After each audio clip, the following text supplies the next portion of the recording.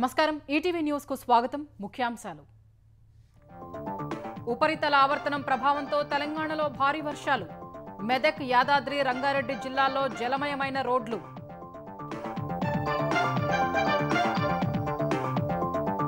తెలంగాణలో ఫిరాయింపు నోటీసులపై స్పీకర్కు ఎమ్మెల్యేల వివరణ గీత దాటలేదన్న కృష్ణమోహన్ రెడ్డి అరికపూడి గాంధీ ఏపీ మద్యం కేసులో బిగ్ బాస్ లక్ష్యంగా సిట్ దర్యాప్తు జగన్ సన్నిహితుడు నర్రెడ్డి సునీల్ రెడ్డి కంపెనీల్లో తనిఖీలు రెండేళ్లలో ఉత్తరాంధ్ర సుజల స్రవంతి ప్రాజెక్టు పూర్తి చేయాలన్న చంద్రబాబు శ్రీశైలం పెండింగ్ పనుల పూర్తికి ఆదేశాలు ఛత్తీస్గఢ్ అడవుల్లో మరో భారీ ఎన్కౌంటర్ కేంద్ర కమిటీ కార్యదర్శి మనోజ్ సహా 10 మంది మావోయిస్టులు మృతి దేశంలో భారీ పేలుళ్లకు ఉగ్రవాదుల కుట్ర తెలంగాణ సహా వేర్వేరు రాష్ట్రాల్లో 5గురిని అరెస్టు చేసిన ఢిల్లీ పోలీసులు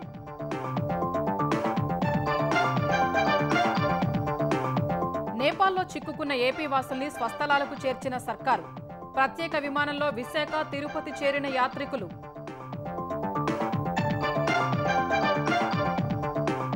నేపాల్లో మధ్యంతర ప్రభుత్వ ఏర్పాటుపై ముమ్మర కసరత్తు అధ్యక్షుడితో సైన్యం చర్చలు 4 పేర్లపై చర్చ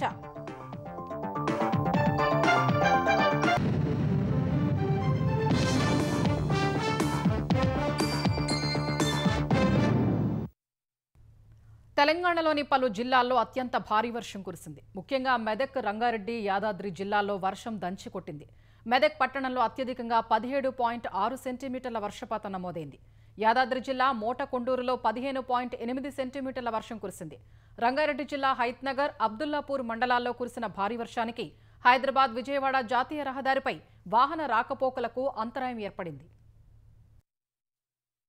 ఉపరితల ఆవర్తన ప్రభావంతో మెదక్ జిల్లా వ్యాప్తంగా అత్యంత భారీ వర్షం కురిసింది మెదక్ పట్టణంలో కురిసిన వానతో పట్టణంలోని రోడ్లు చెరువులను తలపించాయి లోతట్టు ప్రాంతాల్లోకి భారీగా వరద నీరు చేరింది మెదక్లోని Gandhinagar colony Sainagar colony Venkatrao Nagar colony Fatehnahar colony జలదిగ్బంధంలో చిక్కుకున్నాయి మెదక్లోని ఆర్డీఓ కార్యాలయం వద్ద 17.6 సెంటీమీటర్ల వర్షపాతం నమోదైంది రాజ్పల్లిలో 13.5 సెంటీమీటర్ల వర్షం కురిసింది పలు ఇళ్లల్లోకి వ్యాపార సముదాయాల్లోకి వరద నీరు చేరింది మెదక్లోని బాలికల కళాశాలను వరద నీరు ముంచెత్తడంతో మోకాళ్ల లోతు నీళ్ల నుంచి అధ్యాపకుల సహాయంతో విద్యార్థులు బయటకు వచ్చారు కుల్చారంలో 8.8 సెంటీమీటర్లు పాతూర్లో 8.1 సెంటీమీటర్ల వర్షం కురిసింది హవేలీ గన్పూర్ మండలం నాగపూర్లో 6.4 ఎల్దుర్తి మండలం దామరంచెలో 5.3 సెంటీమీటర్ల వర్షపాతం నమోదైంది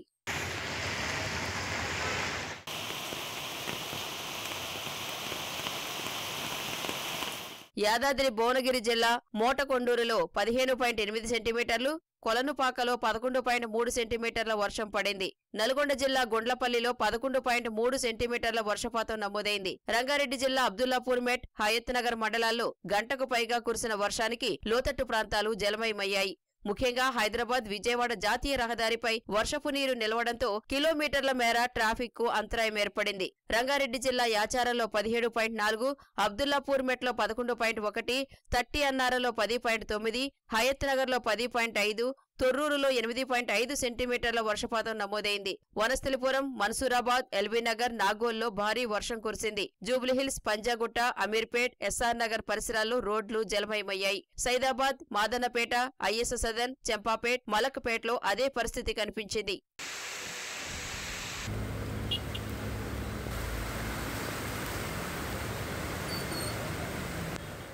చేవెళ్లలో ఎడతెరిపి లేకుండా 4 గంటల పాటు వర్షం పడటంతో వాగులు వంకలు పొంగి పొర్లుతున్నాయి ఆలూరు పామెన కుమ్మెర ముడిమ్యాల్ ధర్మసాగర్లో వాగులు ఉధృతంగా ప్రవహిస్తున్నాయి హైదరాబాద్ సహా రాష్ట్ర వ్యాప్తంగా వర్షాల నేపథ్యంలో అన్ని శాఖల అధికారులు సిబ్బంది అప్రమత్తంగా ఉండాలని ముఖ్యమంత్రి రేవంత్ రెడ్డి సూచించారు పురాతన ఇళ్లలో ఉన్న వారిని ఖాళీ చేయించి సురక్షిత ప్రాంతాలకు తరలించాలని అధికారుల్ని ఆదేశించారు హైదరాబాద్లో హైడ్రా జీహెచ్ఎంసీ ఎస్డీఆర్ఎఫ్ అగ్నిమాపక ట్రాఫిక్ పోలీసు సిబ్బంది సమన్వయం చేసుకుంటూ ఎలాంటి ఇబ్బందులు తలెత్తకుండా చూడాలన్నారు వాగులపై ఉన్న లోతట్టు కాజ్వేలు కల్వర్టుల నుంచి నీటి ప్రవాహాల పట్ల అప్రమత్తంగా ఉండాలని ఆదేశించారు చెరువులు కుంటలకు గండిపడే ప్రమాదం ఉన్నందున నీటిపారుదల శాఖ అధికారులు ముందు జాగ్రత్తలు తీసుకోవాలని సీఎం సూచించారు ఆంధ్రప్రదేశ్ రాయలసీమ జిల్లాల్లో భారీ వర్షాలు దంచుకొట్టాయి. ఉమ్మడి కర్నూలు జిల్లా గూడూరు మండలంలో భారీ వర్షం కారణంగా ఇళ్లల్లోకి వరద నీరు చేరి ప్రజలు అవస్థలు పడ్డారు. ఇసుక సంచులు అడ్డుగా పెట్టి నీటిని బయటకు తోడుతున్నారు. హాలహర్వి మండలంలో ఊరివంక ఉప్పొంగి హాలహర్వి, నిట్రవట్టి గ్రామాలకు రాకపోకలు నిలిచిపోయాయి. పెంచికలపాడు వద్ద వక్కెరవాగు ఉధృతంగా మారింది. ఆదోనిలో ఎడతెగని వర్షంతో పాఠశాలలకు సెలవు ప్రకటించారు. కడపలో భారీ వర్షానికి రోడ్లన్నీ జలమయమయ్యాయి. తెల్లవారుజాము నుంచి ఏకధాటిగా వర్షం కురవడంతో మురుగు కాలువలు పొంగి పొర్లుతున్నాయి. ఆర్టీసీ బస్టాండ్లో వరద నీరు నిలిచి ప్రయాణికులు తీవ్ర ఇబ్బందులు పడ్డారు. అనంతపురం జిల్లా ఉరవకొండ నియోజకవర్గంలో కురిసిన భారీ వర్షానికి వాగులు ఉధృతంగా ప్రవహిస్తున్నాయి. ఉరవకొండ, విడపనకల్లు, వజ్రకరూరు మండలాల్లో గత రాత్రి భారీ వర్షం కురిసింది. విడపనకల్లు మండలంలోని ఉండబండ, పాల్తూరు మధ్య రాకపోకలు నిలిచిపోయాయి. వజ్రకరూరు మండలంలోని వాగు ఉధృతి కారణంగా పొట్టిపాడు, ఛాయాపురం మధ్య రవాణా స్తంభించింది. మద్యం కుంభకోణం కేసులో దూకుడు పెంచిన సిట్ మాజీ సీఎం జగన్మోహన్ రెడ్డి సన్నిహితుడైన నర్రెడ్డి సునీల్ రెడ్డి కంపెనీల్లో సోదాలు చేపట్టింది. హైదరాబాద్, విశాఖలో ఏకకాలంలో సునీల్ రెడ్డికి చెందిన 10 కంపెనీలకు సంబంధించిన 5 కార్యాలయాల్లో చేపట్టింది. హైదరాబాద్ బంజారాహిల్స్లోని road number 3 Sneha house, road number 2లోని Sagar society, Katedan, Rajender Nagar, Khairatabad, Kamalapuri colony phase 1లో సోదాలు చేశారు. Visakha, Waltair road, west wing సహా విశాఖలో ఉన్న మరో కార్యాలయంలో కూడా సిట్ సోదాలు చేపట్టింది. హైదరాబాద్లో 8 కంపెనీలకు 4 కార్యాలయాలు, విశాఖలో 2 కంపెనీలకు 1 కార్యాలయాన్ని సునీల్ రెడ్డి ఏర్పాటు చేసుకున్నారు. RR global enterprises, green smart infracon, green tech engineering systems, Shekar foundation, green tel enterprises, green cart media, బయోలేటా ఫర్నిచర్స్, గ్రీన్ స్మార్ట్, జెన్సీస్ petrochemicals and logistics, green fuels global trading కంపెనీల్ని సునీల్ రెడ్డి నిర్వహిస్తున్నట్టు సిట్ గుర్తించింది. ఏపీని కరువు రహితంగా మార్చాలని ముఖ్యమంత్రి చంద్రబాబు కృతనిశ్చయంతో ఉన్నారని జలవనరుల శాఖ మంత్రి నిమ్మల రామానాయుడు తెలిపారు. నీటి నిర్వహణపై ఉండవల్లి క్యాంపు కార్యాలయంలో సీఎం నిర్వహించిన సమీక్షా వివరాల్ని మంత్రి వెల్లడించారు. ఏపీలో 1040 లిఫ్టులు ఉంటే 613 లిఫ్టులు పనిచేయడం లేదని తెలిపారు. గత 5 ఏళ్లలో రిపేర్లకు ₹1 ఖర్చు చేయనందునే లిఫ్టు స్కీంలు మరుగున పడ్డాయని ధ్వజమెత్తారు. గుండ్లకమ్మ, పులిచింతల గేట్లు, అన్నమయ్య డ్యాం కొట్టుకుపోయినా గత ప్రభుత్వంలో చలనం లేదన్నారు. ఉత్తరాంధ్ర సుజల స్రవంతి ప్రాజెక్టును 2 ఏళ్లలో పూర్తి చేయాలని సీఎం ఆదేశించారని నిమ్మల తెలిపారు. ఇందుకు ఈ ఏడాది 1000, వచ్చే ఏడాది మరో 1000 కోట్లు ఇవ్వడానికి అంగీకరించారని మంత్రి చెప్పారు. వంశధార, నాగావళి, చంపావతి అనుసంధానం చేస్తూ ఈ ప్రాంతంలోని అన్ని రిజర్వాయర్లు నింపి ఉత్తరాంధ్రలో వాటర్ నెట్వర్క్ ఏర్పాటు చేయాలని ఆదేశించినట్టు నిమ్మల వివరించారు. తుంగభద్ర గేట్లు మార్చాలని, శ్రీశైలం ప్రాజెక్టులో పెండింగ్ పనులు చేయాలని సూచించారని తెలిపారు. కాటన్ బ్యారేజీకి కొత్త గేట్ల ఏర్పాటుకు 138 కోట్లు కేటాయించి వచ్చే సీజన్కు పూర్తి చేయాలని సీఎం ఆదేశించినట్టు మంత్రి వివరించారు. లాస్ట్ ఇయర్ 30.8% రెయిన్ఫాల్ ప్లస్ ఉండి ఈ సంవత్సరం రెయిన్ఫాల్ 9% మైనస్ ఉన్నప్పటికీ కూడా గత సంవత్సరం కంటే కూడా అదనంగా మేజర్ అండ్ మీడియం రిజర్వాయర్స్ని ఫిల్ చేయగలిగాం. గ్రౌండ్ వాటర్ని గత సంవత్సరం కంటే కూడా ఇంప్రూవ్ చేయగలిగాము అని అంటే అది చంద్రబాబు నాయుడు గారు ఈ సంవత్సర కాలంలో ఆయన తీసుకున్నటువంటి వాటర్ మేనేజ్మెంట్, వాటర్ సెక్యూరిటీ ఏదైతే ఉందో అది సత్ఫలితాలు ఇచ్చింది. దానికి ఈ యొక్క వర్షపాతం తక్కువ ఉన్నా కూడా ఈ రిజల్టే దానికి ఉదాహరణలు అనే విషయాన్ని మీ ద్వారా తెలియజేసుకుంటూ ఉన్నా. నేపాల్లో ఎగిసిపడిన ఉద్యమ జ్వాలలతో పర్యాటక యాత్రలకు వెళ్లి అక్కడే చిక్కుకుని పోయిన ఆంధ్రప్రదేశ్ వాసులు స్వస్థలాలకు చేరుకున్నారు. ఏపీ ప్రభుత్వం ఏర్పాటు చేసిన ప్రత్యేక విమానంలో 144 మంది కాఠ్మండు నుంచి విశాఖ, తిరుపతి వచ్చారు. ఈ విమానం మొదట విశాఖపట్నం విమానాశ్రయానికి చేరుకోగా 104 మంది అక్కడ దిగారు.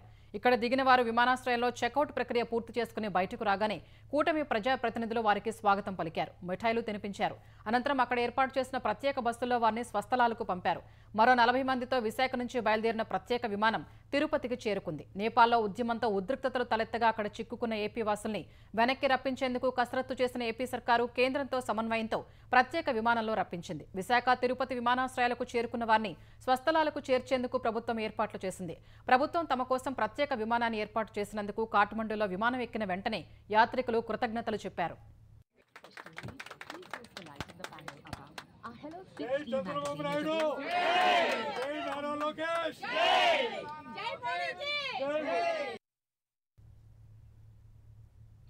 నేపాల్లో మధ్యంతర ప్రభుత్వ ఏర్పాటుకు కసరత్తు సాగుతోంది. అయితే తాత్కాలిక పాలనాధిపతిగా ఎవరుండాలనే అంశంపై తర్జన భర్జన కొనసాగుతోంది. ఆందోళనకారులతో సైన్యం, నేపాల్ అధ్యక్షుడు చర్చలు జరిపారు. ఇదే సమయంలో నేపాల్లో శాంతి భద్రతలు అదుపు తప్పకుండా సైన్యం పర్యవేక్షణ కొనసాగుతోంది. కర్ఫ్యూను మరో రోజు పొడిగించింది. ఆందోళనల్ని అదునుగా చేసుకుని జైళ్ల నుంచి పారిపోయేందుకు ప్రయత్నించిన ఖైదీలపై సైన్యం కాల్పులు జరిపింది. ఈ ఘటనలో డజను మందికి పైగా ఖైదీలు గాయపడ్డారు. నేపాల్లో తాత్కాలిక ప్రభుత్వ ఏర్పాటుకు సన్నాహాలు జరుగుతున్నాయి. ఈ మేరకు ఆర్మీ హెడ్ క్వార్టర్స్ లో సైన్యం అధ్యక్షుడు రామచంద్ర పౌడేల్ ఆందోళనకారుల మధ్య చర్చలు జరిగాయి. తాత్కాలిక ప్రభుత్వాధినేతగా మాజీ CJI Sushila Karki, Kathmandu mayor Balendra Shah, Nepal electricity authority మాజీ సీఈఓ కుల్మన్ ఘీసింగ్, ధరణ్ మేయర్ హర్కా సంపంగ్ పేర్లు వినిపిస్తున్నాయి. అధ్యక్షుడితో జరిగిన చర్చల్లో తాత్కాలిక ప్రధానిగా మాజీ చీఫ్ జస్టిస్ సుశీలా కర్కీ పేరును జన్జడ్ గ్రూప్ ప్రతినిధులు ప్రతిపాదించారు. ఆమె 6 నెలల్లో కొత్తగా ఎన్నికలు నిర్వహించాలని షరతు పెట్టారు. రాజ్యాంగాన్ని రద్దు చేయాలని తాము కోరడం లేదని, పార్లమెంటును మాత్రమే రద్దు చేయాలని డిమాండ్ చేస్తున్నట్లు భేటీ అనంతరం జన్జడ్ గ్రూప్ ప్రతినిధులు వెల్లడించారు. ప్రధాని రేసులో ఉన్న కాఠ్మండు మేయర్ బాలెన్ షా కూడా కర్కీకే మద్దతు ఇచ్చారు. ఈ మేరకు నిరసనకారులంతా దయచేసి ఓపిక పట్టాలని ఎక్స్ వేదికగా విజ్ఞప్తి చేశారు. దేశంలో తాత్కాలిక ప్రభుత్వం ఏర్పాటవుతుందని, ఆ తర్వాత కొత్తగా ఎన్నికలు కూడా జరుగుతాయన్నారు. జన్జడ్ ప్రతినిధులంతా ప్రశాంతంగా ఉండాలని నేపాల్ అధ్యక్షుడు పౌడేల్ ఒక ప్రకటనలో కోరారు. ప్రస్తుత సంక్షోభ పరిస్థితులకు పరిష్కారం కనుగొనేందుకు ప్రయత్నిస్తున్నట్లు వివరించారు. నేపాల్లో మరోసారి కాల్పుల ఘటనలు చోటు చేసుకున్నాయి.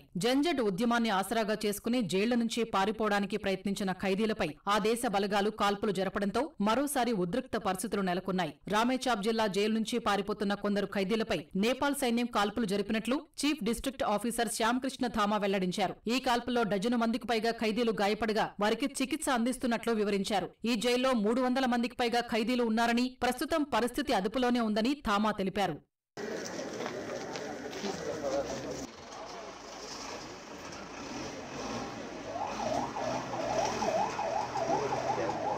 కాఠ్మండు, పోఖారా, లలిత్పూర్ సహా నేపాల్ వ్యాప్తంగా ఉన్న 25 జైళ్ల నుంచి దాదాపు 15,000 మందికి పైగా ఖైదీలు తప్పించుకున్నట్లు తెలిసింది. వారిలో కొద్ది మందిని మాత్రమే తిరిగి పట్టుకున్నట్లు తెలిపింది. ఖైదీల పరారీ సందర్భంగా పలు జైళ్లలో ఘర్షణలు చోటు చేసుకున్నట్లు వివరించింది. సుందరాలోని సెంట్రల్ జైలు నుంచి 3,300 మంది ఖైదీలు పారిపోయినట్లు స్థానిక మీడియా వెల్లడించింది. లలిత్పూర్లోని నక్కు జైలు నుంచి 1,400 మంది తప్పించుకున్నట్లు పేర్కొంది. కాఠ్మండులోని ఢిల్లీ బజార్ జైల్లో నిప్పు పెట్టి పారిపోవడానికి ప్రయత్నించిన ఖైదీలను భద్రతా బలగాలు అడ్డుకున్నాయి.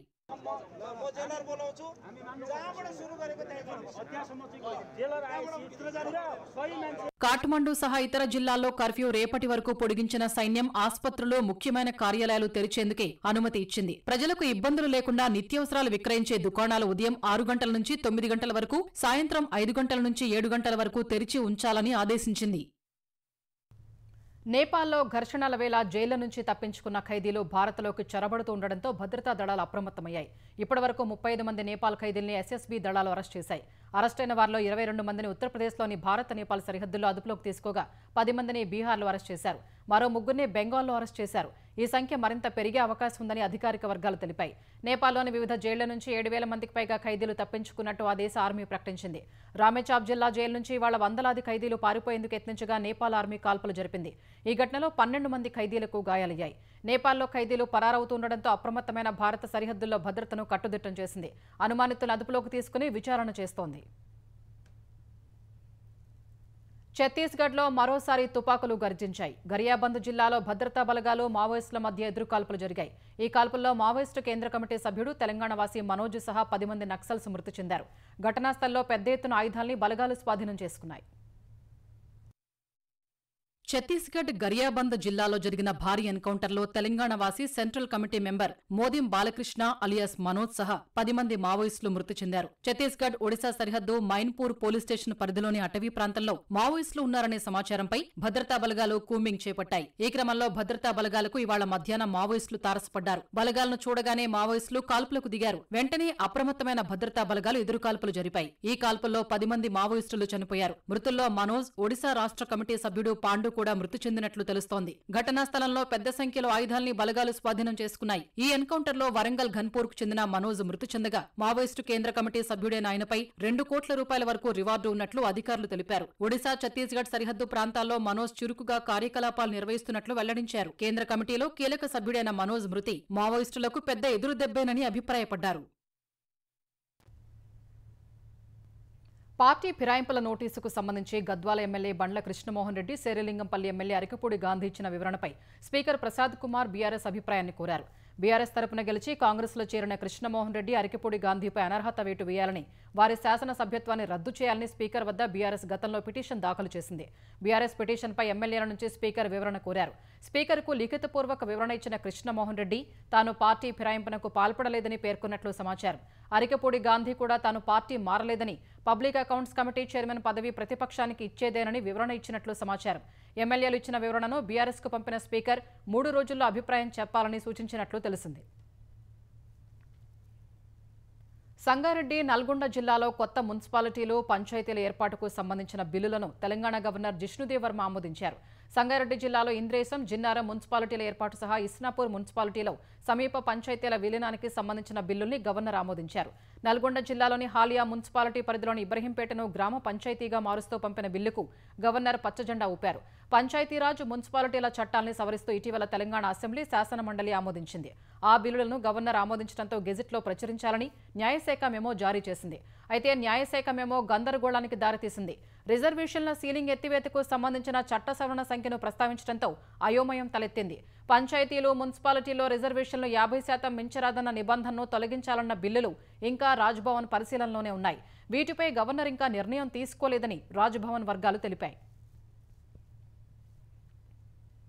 ప్రయాణికులకు వేగవంతమైన రవాణా సదుపాయాలు అందించడంతో పాటు రాష్ట్ర సర్వతోముఖాభివృద్ధికి ఉపయోగపడేలా కొత్త రైలు మార్గాలు ఉండాలని ముఖ్యమంత్రి రేవంత్ రెడ్డి సూచించారు.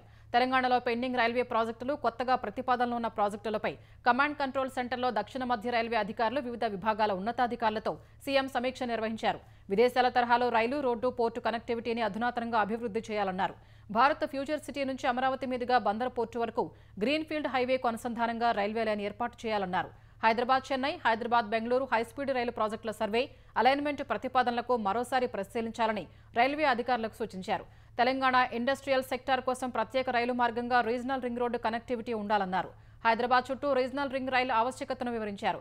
వరంగల్లో రైల్వే లైన్లను అభివృద్ధి చేయాలని, భూపాలపల్లి, వరంగల్ కొత్త మార్గాన్ని పరిశీలించాలని సూచించారు.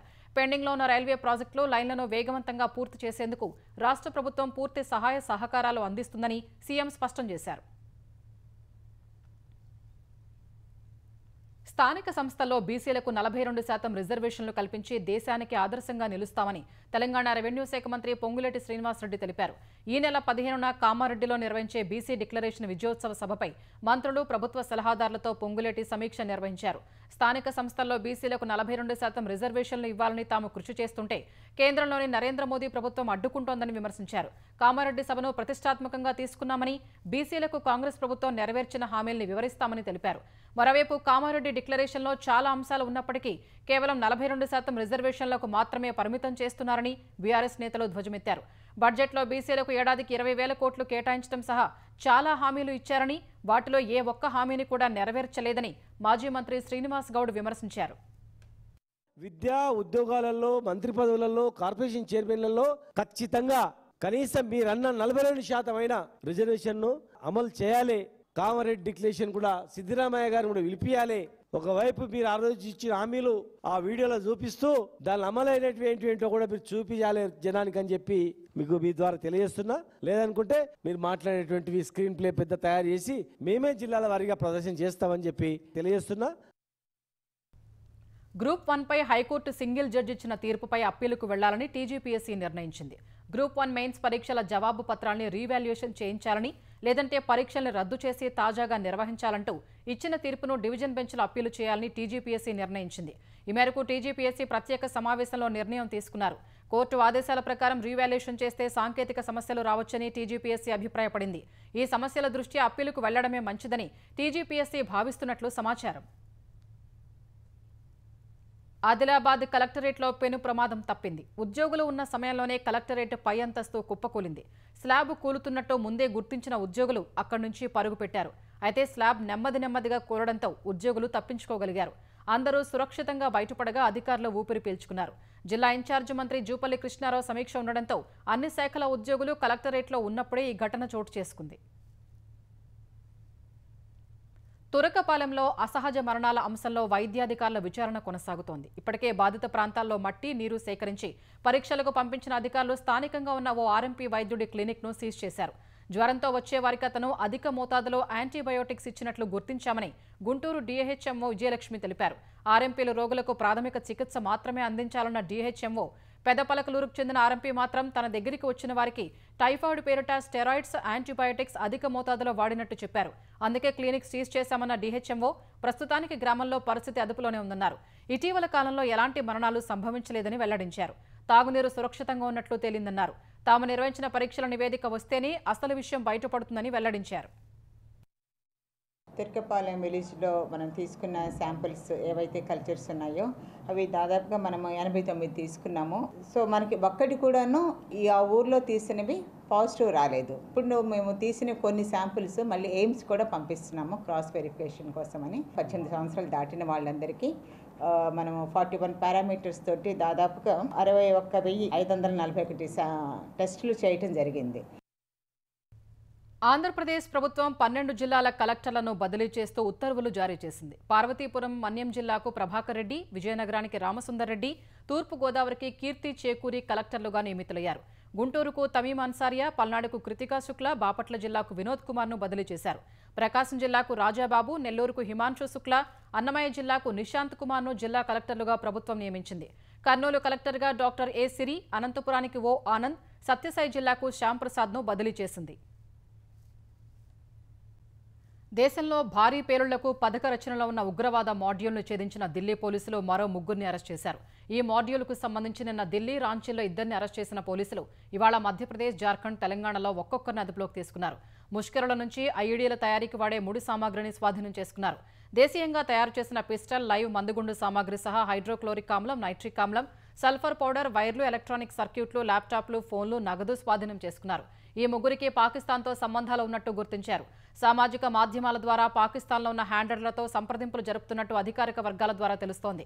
పోలీసులు అరెస్ట్ చేసిన 5 ఉగ్రవాదుల్లో అష్రఫ్ డానిష్ కీలక వ్యక్తిగా భావిస్తుండగా ఒకరిని తెలంగాణలోని బోధన్కు చెందిన వ్యక్తిగా తేల్చారు. పాక్లోని హ్యాండర్లతో సామాజిక మాధ్యమాల్లో సంప్రదింపులు జరుపుతూ భారత్లో కుట్రలకు పథకరచన చేశారని ఢిల్లీ స్పెషల్ సెల్ అదనపు సిపి ప్రమోద్ సింగ్ కుష్వాహా వివరించారు.